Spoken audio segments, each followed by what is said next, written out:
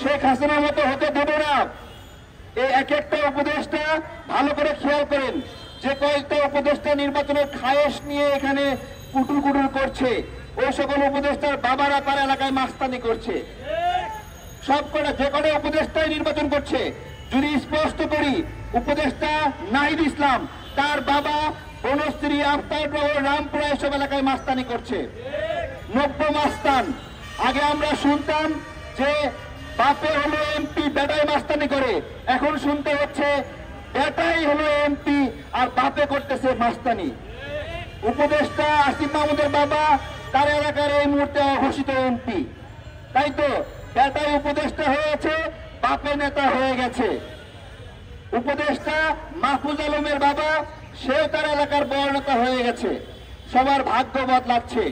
তো এই ভাগ্য বদলানো যদি হয়, তাহলে এই যে স্লোগান দিলেন ক্ষমতা না জনতা, এখন আপনারা আগে বললেন জনতা জনতা, এখন বলা হচ্ছে ক্ষমতা না জনতা, বলছেন ক্ষমতা ক্ষমতা।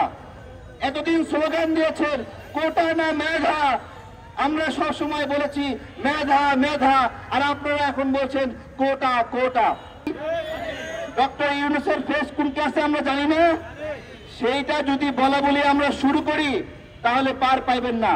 আমরা আলটিমেটাম দিতে চাই। স্যার, আমরা কি 7 দিনের আলটিমেটাম দিতে পারি? যে আলটিমেটাম হলো একটা নির্দিষ্ট আইন পাস করতে হবে। তত্ত্বাবধায়ক সরকারের এই আইনটা আছে যে তত্ত্বাবধায়ক সরকারের কোনো উপদেষ্টা নির্বাচনে অংশগ্রহণ করতে পারবে না। এই সরকার কি তত্ত্বাবধায়ক সরকারের মতো নয়? অন্তর্বর্তীকালীন সরকার কি তত্ত্বাবধায়ক সরকারের মতো নয়?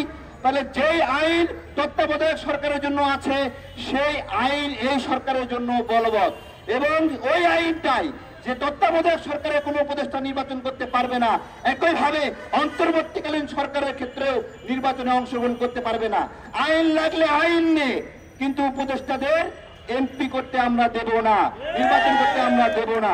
7 দিনের আলটিমেটাম ডক্টর ইউনূসকে নিশ্চিত করতে হবে। 7 দিন পরে আমরা আবার প্রোগ্রাম দেব। যদি এর মধ্যে এই উপদেষ্টাদের নির্বাচন করার বিষয়ে ডক্টর ইউনূস সঠিক সিদ্ধান্ত নিতে ব্যর্থ হয়।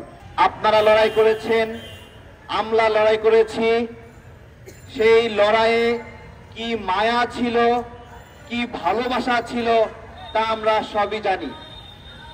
আজকে সেই লড়াইয়ের সেই মায়া, সেই ভালোবাসা ধুলোয় মিশিয়ে যাচ্ছে, মাটিতে গড়াগড়ি করছে। আমরা একে অপরের বিরুদ্ধে কথা বলছি। প্রিয় ভাই ও বোনেরা, আমরা কথা বলতে আসছি আমাদের উপদেষ্টাদের বিরুদ্ধে, যে উপদেষ্টাদেরকে আমরাই সরকারে পাঠিয়েছি। আমাদের এই প্রোগ্রামটা আমাদের জন্যই লজ্জার, কিন্তু দুঃখজনক যাদের বিরুদ্ধে আমরা এই প্রোগ্রামটা করছি তারা সেই লজ্জাটা পাবেন কিনা।